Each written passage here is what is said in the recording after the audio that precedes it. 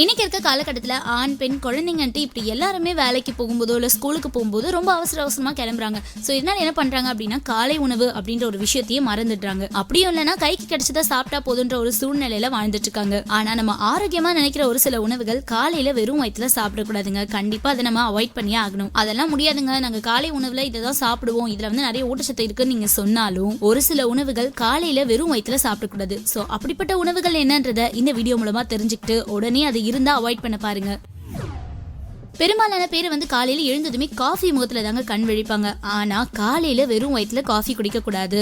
அதை மீறி நீங்க குடிச்சீங்கன்னா உங்க உடல் நலத்துக்கு தீங்க விளைவிக்கும். ஸோ உங்களால ஒரேடியா நிறுத்த முடியலனாலும் கொஞ்சம் கொஞ்சமா அதை தவிர்க்க பாருங்க. வெள்ளரிக்காயில நீர் சத்து அதிகமா இருக்குன்றது நம்மள பலருக்கும் தெரியும். ஆனா இதை வெறும் வயிற்றுல நிறைய பேர் காலையில சாப்பிடுவாங்க. அப்படி முதல்ல சாப்பிடவே கூடாதுங்க. இதை நீங்க வெறும் வயிற்றுல சாப்பிட்டீங்கன்னா உங்களுக்கு வயிற்று வலி, நெஞ்செரிச்சல் போன்ற பிரச்சனைகள் வர்றதுக்கு நிறையவே வாய்ப்பு இருக்கு. நிறைய பேரோட மார்னிங் டிஃபனே வாழைப்பழத்தை சொல்லலாங்க. வாழைப்பழத்துல மெக்னீசியம் அதிகமா இருக்கு. ஆனா இதை வெறும் வயிற்றுல சாப்பிடவே கூடாது. வெறும் வயிற்றுல வாழைப்பழத்தை சாப்பிடுறதுனால ரத்தத்துல மெக்னீசியத்தோட அளவு அதிகமாகும். இது மூலமா இதயத்திற்கும் பாதிப்பை ஏற்படுத்தும். ஸோ எப்பவுமே மார்னிங் டைம்ல வாழைப்பழம் சாப்பிட்ற பழக்கம் இருந்துச்சுன்னா அதை உடனே தவிர்க்க பாருங்க.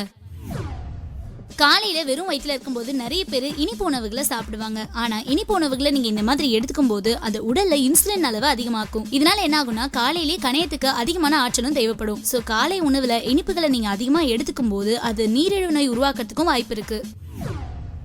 பெரியவங்கல இருந்து குழந்தைங்க வரைக்கும் தக்காளியை சமைக்காம அப்படியே சாப்பிடறதுக்கு விரும்புவாங்க. ஆனா வெறும் வயிற்றுல தக்காளியை சாப்பிடுறது இரைப்பை புண்ணை ஏற்படுத்தும். அது மட்டும் இல்லைங்க, தக்காளியில இருக்க ஒரு விதமான அமிலம் அசிடிட்டியை ஏற்படுத்தும்னு சொல்றாங்க.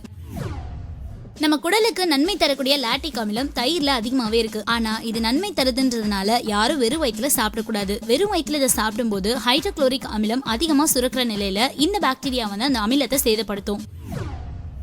நிறைய பேருக்கு காரமான உணவுகள்னா ரொம்ப பிடிக்கும். காரமான உணவுகளை காலை உணவா எடுத்துக்கவே கூடாதுங்க. ஏன்னா இது செரிமானத்துல பாதிப்பை உண்டாக்கும். அது மட்டும் சொல்ல முடியாதுங்க, நெஞ்செரிச்சலையும் ஏற்படுத்தும். அதனால காலையில எப்பவுமே காரமான உணவு சாப்பிட்றவங்களா இருந்தா அதை உடனே அவாய்ட் பண்ண பாருங்க.